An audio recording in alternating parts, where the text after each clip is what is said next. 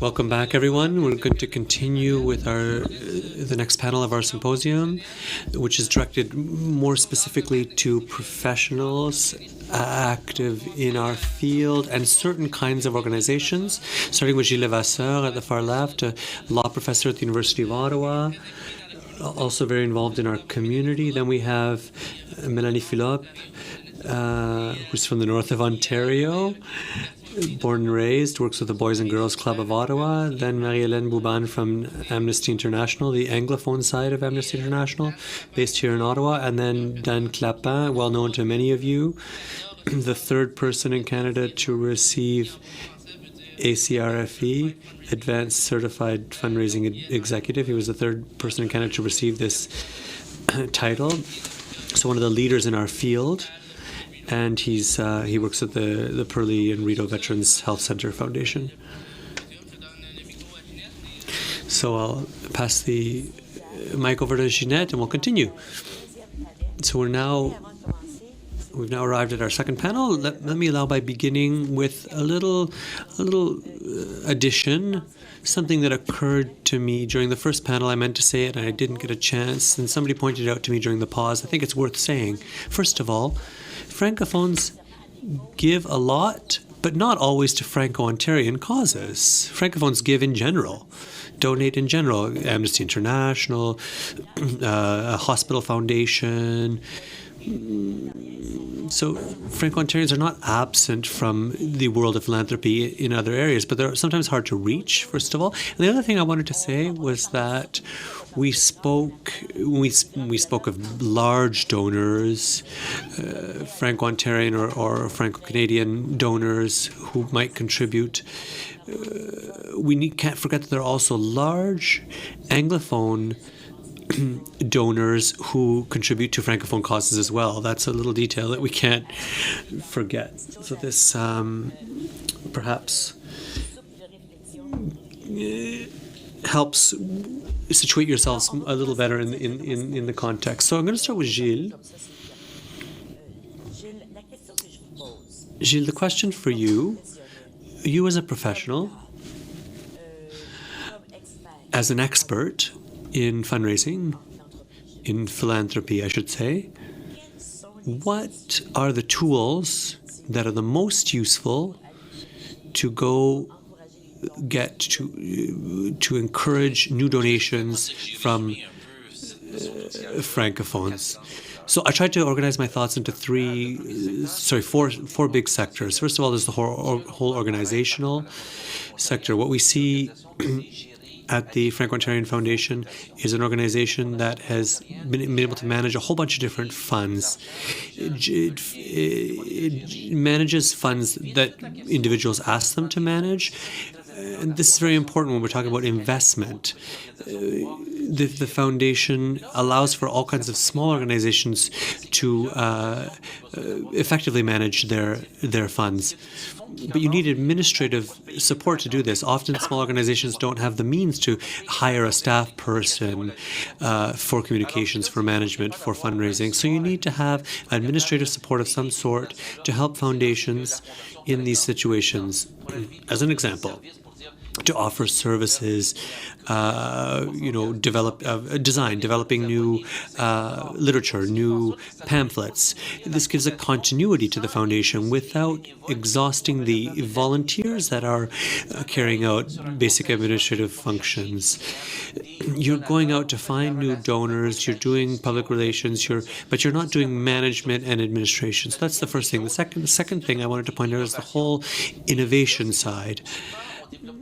Often we don't develop the creativity to come up with new ideas. We realize that we've exhausted certain parts of our community because there's always competition, people asking for money from the same people. The fact that we have a lot of Francophone foundations shows that there's a vitality, a dynamism in our community.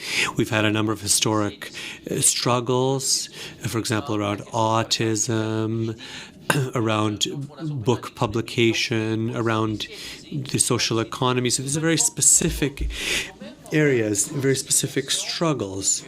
But sometimes it's an issue of competition. Our creativity needs to lead us to new ways of doing things. And this is a rather banal example. Opera Lira Ottawa recently organized a fundraising event with the Fondation Franco-Ontarian. It's a nice idea, but the Francophones represented only 7% of tickets sold at Opera Lira over the last few opera presentations. And now it's gone up to 20%, 25%. Those of you who know how much it costs to go to the opera, you know we're talking about, for the best tickets, $150, $200 to go to the opera. The danger here is that the Anglophone groups realize the economic potential of the Francophone community. Opera Lira this year has a fundraising activity where they're going to raise $600,000. They plan in the next years to raise $1 million. But what people don't realize is how big this machine is. You have donors who have been faithful for many, many years, who are always active. What we don't realize is that 20% of those donors are Francophones and Francophiles. The problem is that once you've given 5,000-10,000, do you feel like giving 5,000-10,000 to another organization? So that's what's so hard, is getting these same donors to attend other activities, other fundraisers. So the people who exist that are around, but they're not in our milieu, involved in our organization. That's right. So it's very important what you said, Ginette. Third point is we need to try to understand how to develop activities that are complementary. Complementarity is very important. To be involved in areas outside of the work we are doing directly. I'll give you a very simple example. The Vimy Foundation organizes an event every year with the French Embassy to raise money to allow to send young people to Vimy to commemorate the battle in 1917. The point is to go find people in the community who are willing to support this cause. About a quarter of the tickets sold are to Francophones, and the ticket costs $200. So that's an example of Francophones being very active. The reception in Toronto is $600 a ticket, and I'd be very curious to see how many Francophones are going to be there. The fourth thing I wanted to say is the whole issue of developing a network, developing the skill of networking as well. We always go back to the same traditional Francophones, but we have to go beyond those. The chambers of commerce, the groups that are involved in society in many ways, economically, socially, but are not necessarily in our day-to-day movements or struggles. Often it's by word of mouth that we find these people. When we talk about chambers of commerce, I'm not just talking about the Francophone chambers of commerce, but all of these groups, including Anglophones. Often they're not called upon, not approached enough. So we talked about four things: organizational, administrative, innovation, creativity, complementarity, and networking. Those were your 4 points, right? If I understood correctly. Now, if I ask Mélanie at the Boys and Girls Club, which is a large organization, a bilingual action organization that depends a lot on donations for its existence and its activities, absolutely. We're always in search of new appropriate sources of funding and revenue. Whether we're talking about the Canadian Association of Philanthropy or others, it's very important to have appropriate workshops, proper trainings to allow us to go get more money from Francophones in the Francophone community. We sent recently a letter to 200 individuals and organizations, not-for-profit organizations, asking them whether they would be interested to be members of the AFP. And the more I looked at the list, I realized that more than 65% were Francophone, which blew me away. Among our members, there were perhaps 10 to 15%. So what we did was translate the letter to French.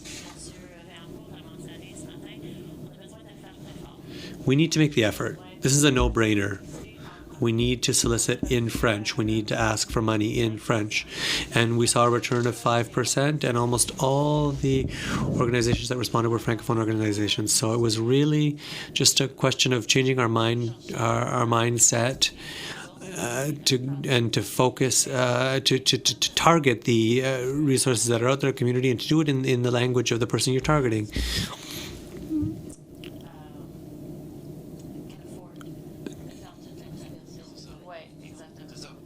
Yeah, a lot of organizations can't afford the translation cost. That's a real problem. It's expensive, and it has to be well translated too. That's important. You know, French full of mistakes, poorly translated. Someone who just enters into Google Translate, that's not acceptable. When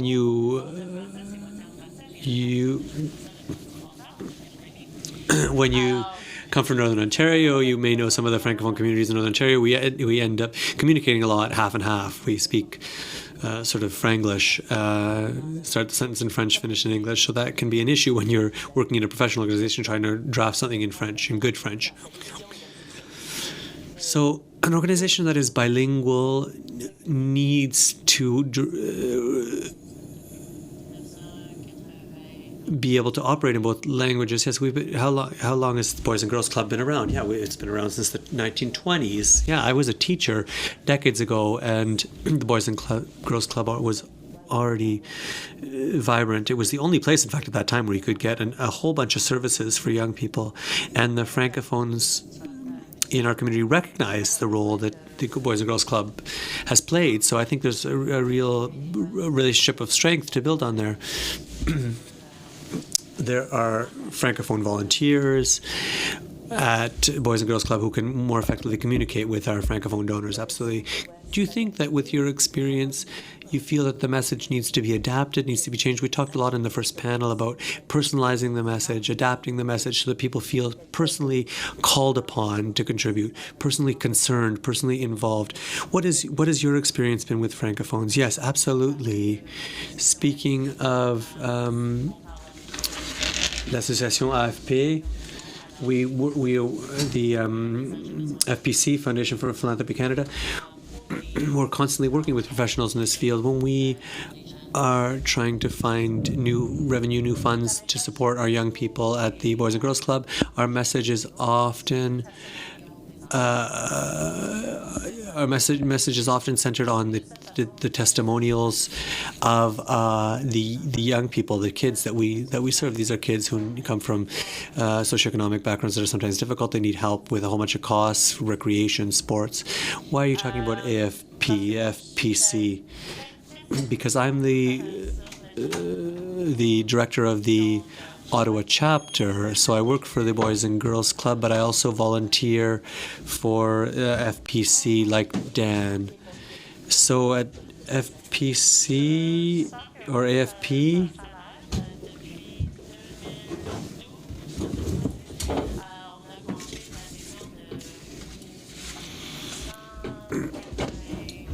we've been able to increase our membership from 116 to 230. That's as of yesterday. No, that's total membership. Anglophone, bilingual, Francophone, everyone. And the point of the association is to bring together all organizations who are involved in philanthropy and in fundraising. Yes, absolutely, that's right. And at your association, do you talk about this problem, the issue of Francophones? Yes, we talk about it all the time. Because the association is international in nature. It's very active in the United States. If you go on their website, you'll see all the information in English and in Spanish, which reflects the American reality. So we're trying to create something that is more adequate for the Canadian reality. We're trying to create a Canadian website. I'm looking at Dan, he's our president. I want to make sure I'm getting the facts right here. And secondly, as I said, we're trying, even today, we translated a one-pager of information to French so that the information is available in both languages. This is excellent because people who are involved in philanthropy need to also network and to learn and to be better trained and to exchange, talk about best practices. I'd like to have a little survey. Is that possible? No, not on the phone. No, it'll take 3 seconds. A quick little survey. In the break, we talked about keywords that we use in philanthropy, and I'd like to know by a raising of hands.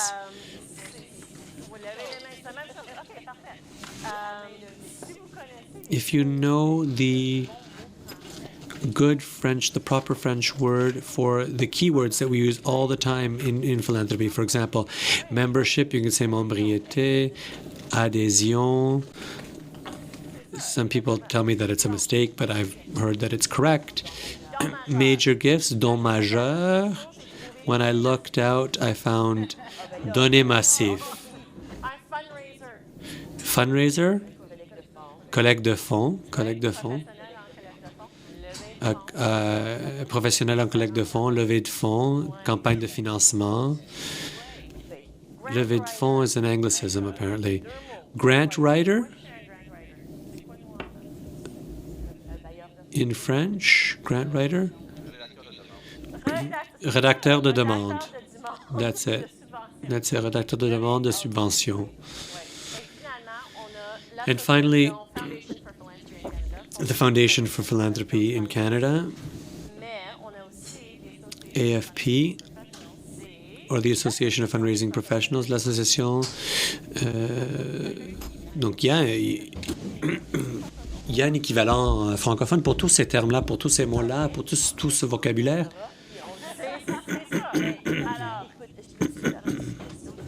Can I make a suggestion? When you are stuck and don't know the term, don't know the word, call the Montfort Foundation, call the Franco-Ontarian Foundation. They raise millions of dollars every year. They know these words. They know what the French words are. So you can it's a great source of expertise for you. So call them. Call the Fondation Franco-Ontarian, call the Fondation Montfort, go on their websites. They'll be happy to share. Or Desjardins, you know. Thank you very much, Mélanie. We're going to continue with Marie-Hélène now, who is at Amnesty International, one of my favorite organizations, a group that I support a great deal. Amnesty International, of course, is a bilingual organization, but in French it's very difficult. You're probably the only person at the office who speaks French. They always refer me to their Montreal office. It's true. Here in Ottawa, the way the office is open, there's an Anglophone office, and we are really the Anglophone office here in Ottawa, and the Francophone office is in Montreal, and that's the way Amnesty International is organized in Canada.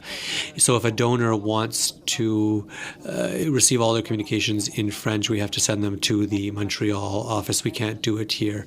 Montreal is a smaller office, so we need to give them the opportunities to have these donors on their lists. Yes, so you're involved in fundraising, of course, for all of Amnesty International's causes. When you want to reach out to Francophones, what are the challenges that you are faced with, and what are the successes that you've been able to have? Well, I'm not going to talk specifically about Amnesty, because with Amnesty, it's all in English. Of course, I have Francophone donors. I speak to them in French, but in principle, I'm not supposed to do that because I work for the Anglophone section. We're supposed to send the Francophones to Montreal. But I can speak in terms of care, in terms of scouts, in terms of other NGOs. Quebec is its own society, Francophone, but everything that's outside of Quebec and Francophone was always difficult and a challenge. To give you an example, the publipostage campaigns. the numbers always showed us that after Quebec, the next biggest group was Ontario. But I always had to change the example so that it was more personalized to Francophones in Ontario. This is important. They have a different reality than Quebecers. So little tricks like that are important. And it was because I was bilingual, because I was aware of this, and because I could read both texts, I could do this. I could play with the words and personalize it more to Franco-Ontarians. But little things, little touches like that are very important. Those little initiatives were taken on your own, if I understand correctly. Yes, absolutely, because I'm trying to raise as much money as possible. If it's more effective that way, then I'm going to do it. These are little tricks that I learned, tricks of the trade. It wasn't one thing that changed my way of doing, but when we were acquiring skills, ways of doing things, we realized that we were able to get more donations from Francophones. And I'm talking about mail campaigns, postal campaigns. It's different when it's face-to-face, but the principle of adapting the message is there, once again. But it takes someone who knows, it takes someone who's bilingual. And it takes more than that. It takes a cultural sensitivity, because I can speak Spanish without knowing what Mexicans want and need culturally. But it's our profession. As fundraisers, we need to know what our audience, what our target audience, what our donors are interested in, what they want, how they want to be treated. That's our job. We have to talk about our work, our projects, what they want, we want them to fund, but we also have to know what their interests are, what they want to do. I've worked a lot in international issues mostly. I'm not going to ask someone who's not interested in international work, I'm not going to ask them for funds 26 times. I'm going to move on to the next person who might be able to find within themselves an interest in natural disasters, humanitarian disasters. That's always an easy one to ask for money for, because people generally, pulls on their heartstrings. But this is very hard work. I was working at CARE. CARE started the Humanitarian Coalition with other NGOs in Canada. It was very difficult legally, but also in terms of attitude changes, mentality changes, because each organization wants to protect its donor base, whether they're Anglophone or Francophone. People are very, very defensive, very protective of their donor lists. So it was very hard to work as a coalition. We had to overcome that. Plan, for example, which was involved with us at the beginning, and then they said no, and now they're back in the coalition. So it's still very difficult, you see, to do this kind of work. This humanitarian coalition was first put together, when was it? It was, the first time was after an earthquake. I'm trying to remember which. No, it wasn't the Haitian earthquake. It was before that.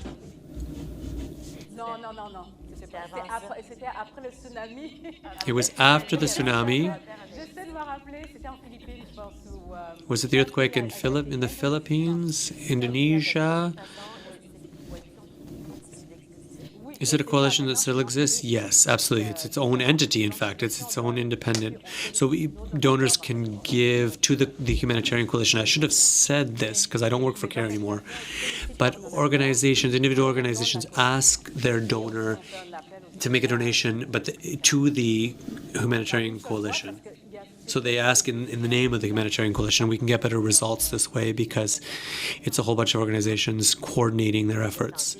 I think this is an example that we need to look at more closely. Can we, and I don't know how this can apply to the Franco-Ontarian community, but certainly there must be some hints here for us. This coalition of CARE, Amnesty International, Oxfam Quebec, Oxfam Canada, Plan, and there's a fifth, I can't remember, Aide à l'enfant, Save the Children. So do these organizations all independently ask for money from their donors and also for the coalition? Yes, that's right. Their donors often give to both. They'll give to the humanitarian coalition and also to the individual organization. Often they give to both. Does the coalition go after funds that are for projects that go beyond the interest of each of the member organizations? Yes, absolutely. When there are catastrophes, that's the whole point of the coalition. They're able to raise large amounts. It's able to raise large amounts of funds for those catastrophes. For example, in Haiti, everyone was there, but people were not necessarily all in Port-au-Prince. They could be in other parts of Haiti. But everyone wanted to make some kind of contribution. professionally, in terms of expertise. So as soon as one of the organizations or several of the organizations are already in the field, are already on the ground, we can channel these funds and we can say we want it to be there on the ground and used by organizations that already have a history, that have already been there at the grassroots. Is this something that resonates for you, this example of the coalition? Does this make sense, this kind of collaboration, this kind of network? It's difficult for sure.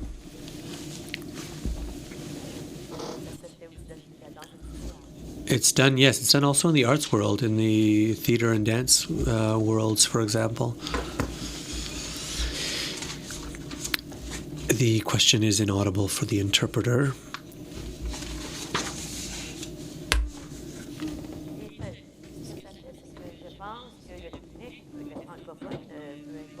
The Francophone or the Francophones like to see cooperation. The whole cooperative movement came from Francophones. It's a mindset.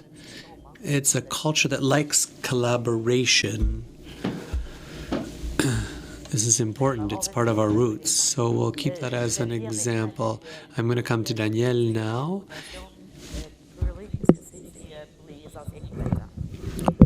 Perley is for veterans. It's a health center on Russell Road.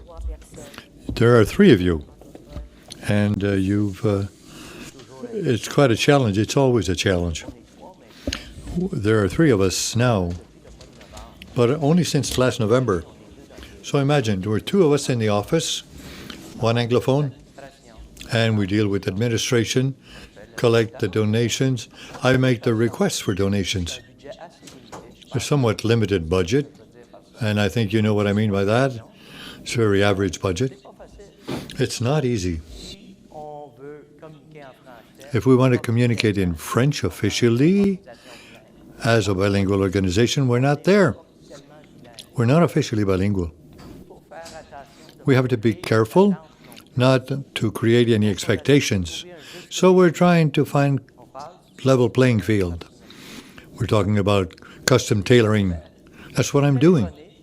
You call me to speak to me in French, I'll answer back in French. I can talk to you in Italian if I could. Fundraising, as far as my concern, there's no language barrier or culture. It's from the heart. So contact me and I'll try to contact you back or communicate with me. But it's got to be personalized. It's love for humanity. My budget does not allow me to. When I look at to have everything in French and English, I don't have the budget for that. I'm not financially supported by any government. Only the donors who are funding us. We have salaries to pay, administration, pay for mail advertising. We pay everything. So what do we try to do is give money to improve the life of our veterans. That is our objective. For now, I can't afford a budget to have everything translated. Are you depriving yourself of the donations of part of the population? It would be difficult to measure, mind you. I have a number of French Francophone donors, but we write them in English. They send me a donation. I've heard very well a gentleman this morning who said that if he receives my mail, it'll go in the wastepaper basket. Now I know. But I also know that if I do my best to send you in 2 languages, for example, what are you going to do? Are you going to put it in the wastepaper basket or will you open it? So we can make some efforts, and we do. But I'm talking about creating expectations. Will everything be bilingual officially? I'm creating expectations that I can't meet for now. I can't. Unless you'd have volunteers working on this. We've got Francophone volunteers to translate the website, but there again. Do you want Mr. So-and-so or Madame who seem to write well? Do you want that person to translate, or do we hire a professional translator? I'd rather opt for that second option instead of having a volunteer translating all sorts of things. It's possible. Those are the types of challenges I'm facing. The health center has 116 years of existence. I've been there 3 years. When I got there, I looked at the database. I had that question. When I look at the names, I had it L-N-H-E-L-E-N-E and not H-E-L-E-N. So long today. It's a major challenge. If you have a database, 20,000 names, imagine, because it's Helen, maybe Helen doesn't like an accent on her name. An Anglophone with a Francophone name, with time it's Helen and not Hélène. So, you're risking. It's not that easy, it's not all black and white. Philanthropy is love for humanity, person to person, while respecting the identity of the individual, of course. We know that for Francophonie, French is part of what one is. Absolutely. Even this afternoon, when we're talking about Francophonie, I liked what Dr. Pierre said when he talked about culture. There's French, the one who speaks French, Franco-Ontarian. Then we referred to Champlain and Champlain's culture. I'm a Franco-Ontarian. I live here in Ottawa, fine. I see the Franco-Ontarian. I resemble Danielle. But Dr. Pierre is telling us that we have to face the fact that the Franco-Ontarian is evolving and doing so rapidly, like Denis explained earlier. So our challenge as nonprofit organizations is to examine ourselves, our own board of directors. Are our Francophones all Daniel Clapin? Are they all Champlains? How are we expanding and evolving with the Franco-Ontarian community? Are we evolving? The culture is changing. But it's a fact in our communities now that our community is a multicultural community. There were deep tears in the 1990s. There were great problems in the community. We've gone over these difficulties. We live together and we recognize ourselves. So it is appreciated that we take into account our cultures. You've heard things that the challenges are enormous for you, whether you're in a community, a Francophone, totally Francophone community, or in a bilingual one.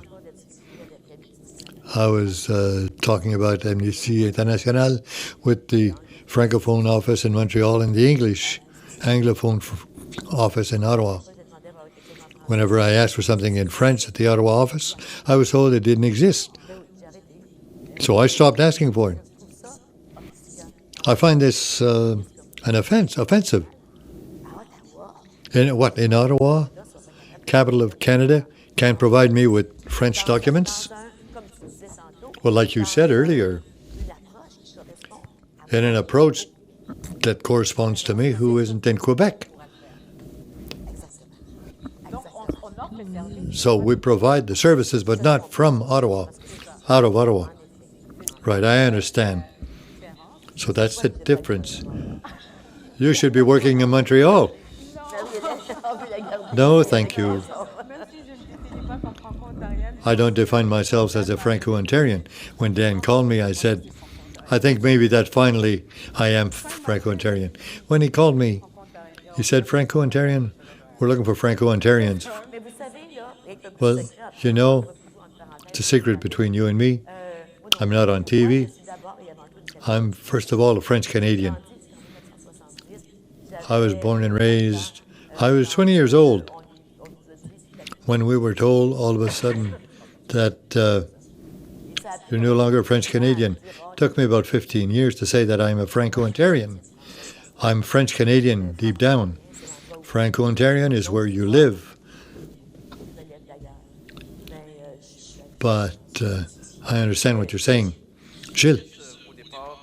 Well, at the outset, I wanted to mention one point on Francophonie and then give you a couple of national examples of organizations who were successful in fundraising that works well. When I talked about the Fondation Vimy, we talked about creativity. The foundation recruited Francophones because they didn't have access to that market. Like at Perley, you didn't have access. Fondation Vimy commemorates the Battle of 1917 battle. And on your $20 bill, you've got the Vimy cenotaph. And we're going to be calling it the Vimy dollar rather than the $20 bill to commemorate that battle. That battle is the battle that put an end to the First World War. Well, it's a hill where British and French armies had lost more than 100,000 men. And it was the first time that command was given to Canadians. We lost about 10,000 soldiers, but we recruited the territory. What's important is that it's the beginning of what we called Canada's political sovereignty, that is a star in the world and has done it under its own command rather than the British command. So all of these political elements that are represented in the Battle of Vimy, and this is the consecration that will be done in a few years' time. Why is that important? Because Vimy, the foundation, recruited Francophone players who would recruit Francophone associations. There'll be a competition that'll be managed by the Association of French Authors in Ontario, competition on June the 11th. The winner will have his poem read by the poet of Canada. So you're creating this synergy, this capacity of recruiting the Francophile who wants to donate to Francophone associations. You also have to understand that when you want to determine and show the potential, the money can go to other associations and not simply for Franco-Ontarian interests. So you have to understand this game. If we're dealing with a Franco-Ontarian entity, and the foundation appreciates that, but other foundations will recruit the population that is able to communicate in French for other purposes, not only to deal with Franco-Ontarian concerns. You have to understand how things work. And more than 20% of funds come from Francophones, more than $100,000 per year, and it's important to have those names. People who aren't here in the room, you won't see them in many events, but you'll find them in other incidents. But I'd like to give you two examples of organizations that have been successful in increasing their revenues. The first one is the one that is in Montreal. I am involved in this event. It's the St. Joseph's Oratory. The Oratory is the second most popular attraction in Montreal after the Mount Royal. They've been having a fundraising activity of more than $150 million over 9 years. $150 million. And they've exceeded their objectives. What they've done is that, in spite of the fact that there may be a culture that would be counter-Catholicism or against the church, any type of attack, they still learn to deliver a message, and they've learned to recruit donors. For example, they have a newsletter 8 times a year called L'Ami du Frère André, Brother André's friend. Everything is sponsored by various sponsors, so it's neutral cost. but there's always a reminder, there's always a message, there's always a relationship, there's always an activity. It's put in a very simple envelope. It'll cost you the cost of a stamp, and it's done by somebody else. But it's the fact that you're constantly repeating and repeating. There's always a group of people who'll be calling, hello, have you received our annual calendar? Have you received our newsletter? If not, call us. But there are always that emotional contact that our colleague referred to earlier, this relationship to the heart that is maintained. In spite of all the controversies, that foundation is still all the more powerful. The oratory will get $15 to $20 million per year. If you think this is obsolete, no, you're wrong. Second example, and some of you will understand, is the War Amputees of Canada, who've done the same thing with their tags, their key tags. Even if key tags are out of style, but once you've established it, you maintain that as relationship, and you've developed this usefulness of the key tag. There's a feeling of giving back. Of course, it's a good cause, even though we haven't seen war amps for a good while, but they've developed that message of continuity, and that's the strength of these two organizations. They've learned to have the cost paid by a sponsor so that the organization doesn't have too powerful administrative costs. That's why I'm saying, and we've heard it here, you've got three individuals who are saying that in small foundations, what is a killer are the administrative costs. And that's where you need support to be able to maintain the foundation but reduce the administrative costs. Otherwise, donors will go elsewhere. They've done their time and go elsewhere. So you've got to be able to have more people who will have to be creative to provide ideas and let administration dealt with by professionals.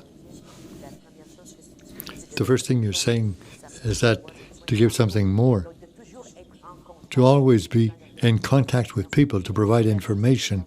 I know that the Ottawa Community Foundation helps organizations to write their project, to give a meaning to their project.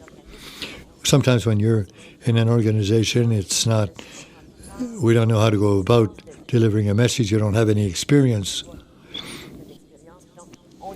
So you give something more. You're giving the example of the newsletter, for example. You talked about war amps. I know that at Rogers, we deliver public interest messages talking about children who may have had a member amputated following an accident or a certain illness or whatever. So we see them on an ongoing basis. So when we're asked for money, we remember the faces, and it's costing nothing. Yes, because people have a tendency of focusing on social networks to recruit clients. The networks are there to create an interest, to deliver a certain message. But look at what the political parties have understood. They will always send you an envelope with a newsletter. They kept the traditional way of doing things, even if people won't read it. They've understood that the two networks go together. And if you think it's only electronic, fine. But how many people only go click, click, click, and delete, delete, delete? The newsletter, at one point, will develop that relationship that sort of requires something with time. But if somebody can cover the costs, that's fine. But they've done away with this. We have fewer and fewer newsletters in Ottawa, so that it's developed an electronic trend. And then that way we've lost that chemistry, that proximity that we used to have. When I get that newsletter, if I put it in the recycle bin, I pick it out of the bin. Because the message that I deleted, well, very seldom do I go back in my delete box on my computer to, I shouldn't have deleted that, and post it once again. So there's still a lot of value in making use of old methods. Any questions from the audience? Dan? Oh, Dan's got the microphone.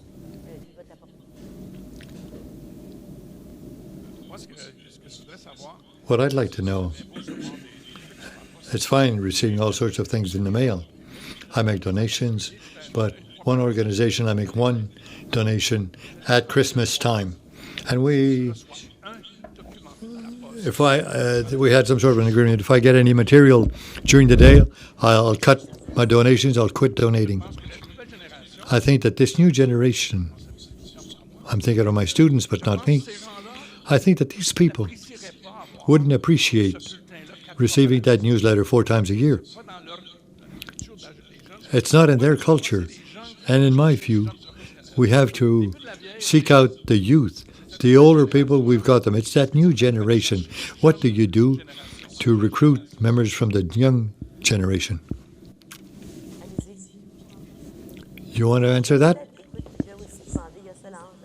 There's also Solange, who's also in her foundation trying to recruit the youth. And Julie at Montfort, Dieudonné, there are others. How do you recruit the youth? Dealing with social media rather than with paper. Well, at Amnesty we have youth groups. And in spite of that, we don't capitalize on that. I think that these youth are at university and then they'll be younger professionals. Some we're able to keep, but I'd say that the majority we can't hold on to, and it's a challenge for us. It'll be a challenge over the upcoming years to make sure that we have their interest and that we maintain the contact. Sometimes they move, they do all sorts of things. So how do we go about keeping them?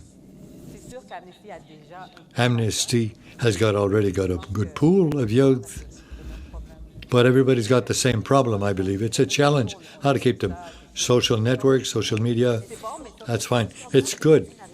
But if I understand you well there, Marie-Hélène, you're not necessarily focusing on the youth as donors, but rather to inform them, know what we're doing, because we got militants. And through activisms, we keep these people. Those who are older, some who are not as young, but it's really through activism. There's all sort of research in philanthropy showing that an activist is a person who will maybe not necessarily make a donation of $100, but of a planned donation. So it's through activism that we retain and maintain their interest. Ever since they were young, and how do we keep them so that they'll stay with us? It's like havaspoint.org. They're into fundraising through the internet for causes throughout the world, whether in Europe or elsewhere, in the States and Canada. Gives us information. Dan?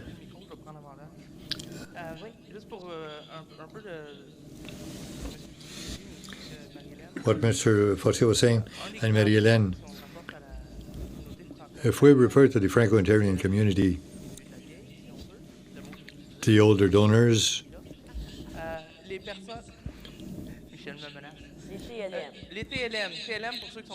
so the first ones are always the same one. They're the loyal ones. The youth haven't experienced historical debates, and personally, I feel that the major reason why they're not as active, as involved.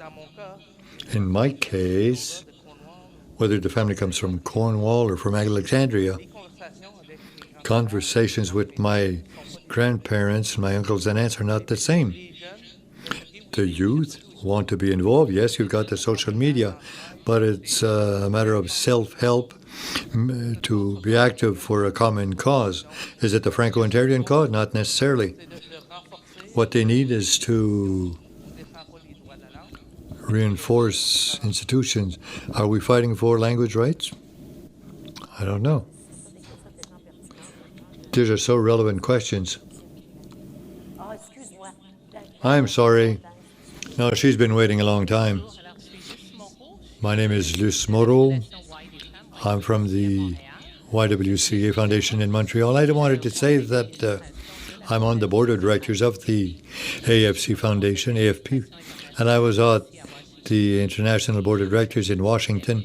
I'm with the Quebec chapter, and I'm responsible for the translation file. Ever since Dan joined the AFP, we were the only ones in Montreal, the only chapter that was fighting for this. So we have a lot of money that goes to translation. So on the AFP site, free of charge, you've got the ready reference books that are all translated, that are accessible, and our next tool will be the glossary. There will be thousands of terms. There are 2 translators in Canada specialized in philanthropy. Christiane Lanois, we've interviewed a number of individuals before we found a gem. So if ever you need, she's dealing with organizations and she's translating everything for the AFP. And the glossary we've started translating in a few weeks' time. It'll be a tool for all organizations to promote, because we do a lot of promotion in Quebec, but we'd like you to be able to do the same thing elsewhere. Excellent. Thank you very much. And it's a very good service.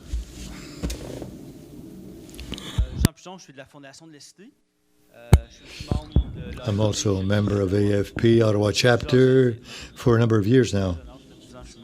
In spite of my young age, I've been a member for 10 years of AFP. I started young in fundraising. I think that when we look at the Franco-Ontarian aspect of things, it's not only a matter of language, it's a question of culture, of values, it's an emotional issue, and depending on the individual, it'll be at different levels. What I'd like to say is that for that person seeking the funds, I think that we simply have to be interested in the person, and if you do so, we're really showing a true interest, and there's an evolution. I've never met a person for a first time where I would get a major donation at the first meeting, or getting $1 million. I may have had $1 million over years, but it's all thanks to the interest that you show in a donor. You'll donate out of emotions. We've talked about natural disasters, but it's very emotional, very spontaneous as a donation. That's a very different from a donation, a regular donation that you're seeking. So when you're seeking that emotion, you really have to show interest, and the best way to do that, and that we've found, is to keep our donors informed, up to date. I agree with what Naran was saying of providing information, or sending too much information, but still, it works. And to answer the question, how can we do that with the youth? I might have an answer, but and I'll stop afterwards, but at the Fondation de la Cité, we have 30,000 subscribers. And what we've tried to do to reconnect with them, the way we've done it, it's very simply, we send a postcard. It's a birthday card at their anniversary date, signed, and we send it to all of our graduates to highlight their anniversary, their birthday. You've been at the Cité, you've got your degree, and now we're wishing you a happy birthday. So we're trying to develop some sort of dialogue. There are many other ways, but to try to keep that dialogue on a human basis without overdeveloping, simply be interested in the donor and in your graduate. And in closing, I say that in a meeting with the donor, I like to talk, but also I like to shut up and listen to the donor, see what the donor has to tell me, to be really useful. What is the element that will be so that he or she will contribute? Well, when we see major donations, or whatever the value of the donation, we talked about generous donations earlier, but a $100 donation may be quite generous for one, may not be as generous for another. So depending on where you are and where you stand. A recent student has just received a degree for $100 is a very good donation, but for a career professional, $100, the impact is not the same. But to answer your question,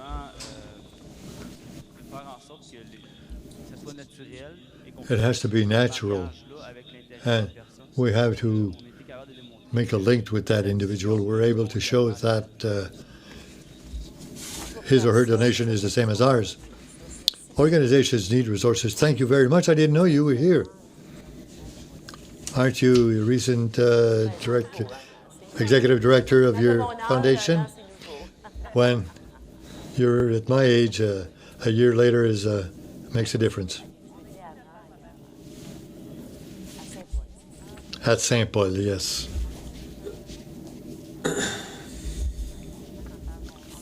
It's the same thing.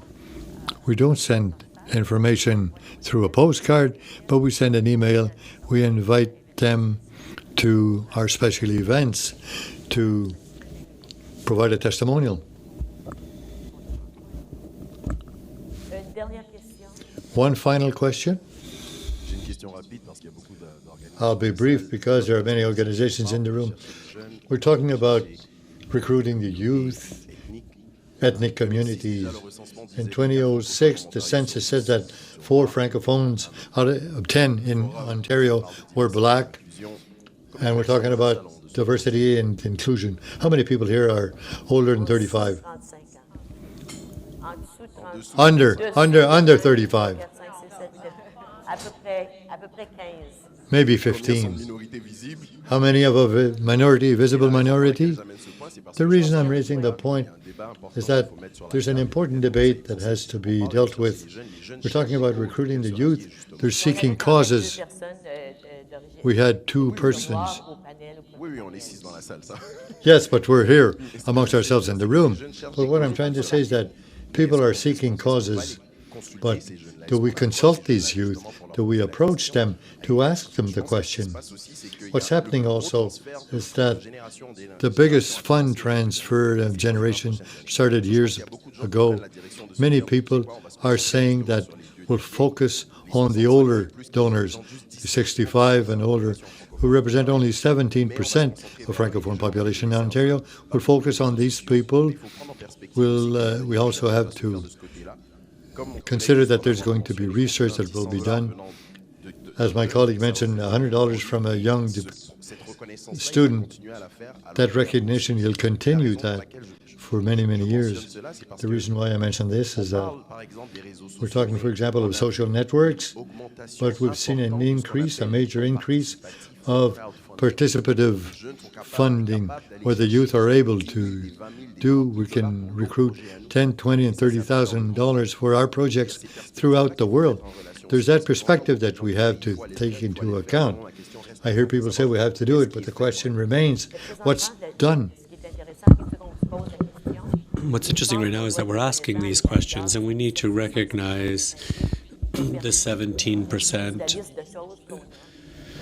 who are 65% and over, who have made contributions for many years and who allowed for a lot of struggles, battles to be won. Our parents, our grandparents, thanks to them, we're here. But now we need to ask, what are we doing to reach out to younger generations? I think this is very healthy to ask this question. Perhaps we need to have more cultural diversity, more ethnic diversity, and more age diversity on our panels and here present in meetings like this. I think it's important, absolutely. Is there anyone with a final closing thought?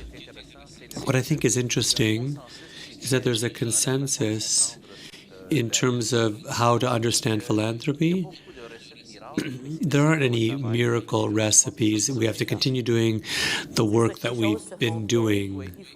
Things are being done well, but now we need to perhaps advance, evolve. But this is new for Franco-Ontarians, I think, and for French Canadians living in Ontario to go find money, to go collect large sums of money to fundraise. Well, it's not that new, really. 1912, we had the Règlement 17, but we need to continue to do what we've done well, but also encourage new ways of doing things, and above all, to encourage our foundations to go seek out the Francophones. I wish you good deliberations in your smaller groups, your working groups, to allow for the association to have a pertinent, relevant plan going forward. Thank you very much.